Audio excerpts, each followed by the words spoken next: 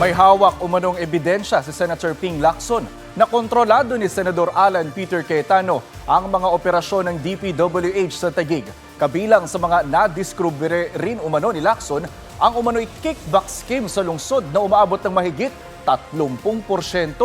May report si Ian Cruz. Sa bangayan ni Senate Minority Leader Alan Peter Cayetano versus Senate President Pro Tempore Ping Lacson. Huling aligasyon ni Lacson, may mga anomalya umano sa flood control at iba pang infrastructure projects sa baluarte ni Cayetano sa Taguig. Kalaunan, nakarating kay Lacson na humihingi ng ceasefire si Cayetano na sinagot niya ng ceasefire my foot. Kaya tuloy daw ang paglalantad niya ng mga anomalya sa Taguig. Pero at least 5 of my colleagues in the majority, inikutan niyang isa-isa at nakikiusap siya. Kung pwedeng tigil na muna, parang ganon. Walang, in so many words, ceasefire. Pero sabi ni Cayetano, hindi naman daw siya humingi ng ceasefire. Sabay inalmahan ang pagkukumpara ng mga proyekto sa Taguig sa ghost at substandard projects sa Bulacan. Yung sinabing we are worse than Bulacan.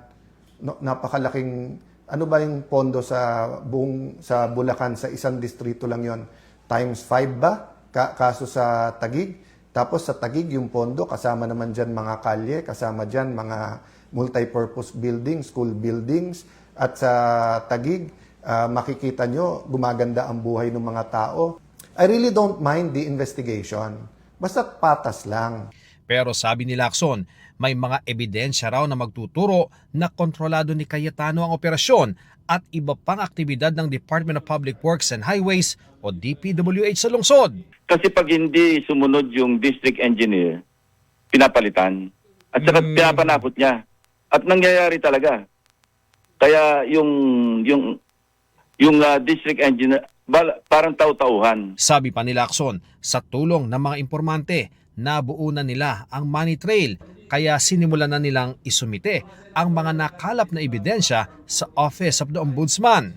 Isiniwalat ni Lacson ang umano'y kickback scheme sa Taguig na umaabot daw ng 33% kada proyekto kaya walang nagawa ang mga kontraktor kundi gawing substandard o ghost ang kanilang proyekto sa lungsod.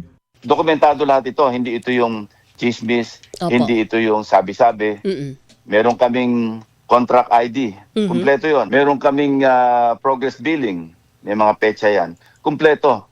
Ilang larawan ng mga proyekto sa Taguig ang inilabas ng tanggapan ni Lacson para suportahan ang aligasyong may ghost projects din sa syudad ni Cayetano. Lahat daw ito pinalabas na nakumpleto, nasingil at nabayaran gamit ang parehong geotag photos bilang patunay na natapos ang infrastructure project. May inilabas din ang tanggapan ni Lacson na sample ng progress billing report ng dalawang kontraktor na magkapareho ang litrato. Pero ang petsa ng report ng kontraktor A ginawa noong March 31, 2025, habang June 16, 2025 naman sa kontraktor B. Malaki raw ang budget dahil may insertion umano sa 2025 budget si Cayetano. Malaki yung halaga. Ang na-insert niya kasi sa 2025 pa lamang na GAA, 6.795 billion pesos. Sa kanya pa lang yan. Sinisikapan ng GMA News na makuha ang panig ni Cayetano pero dati na nitong sinabing walang ghost project sa Taguig. Ian Cruz, GMA News!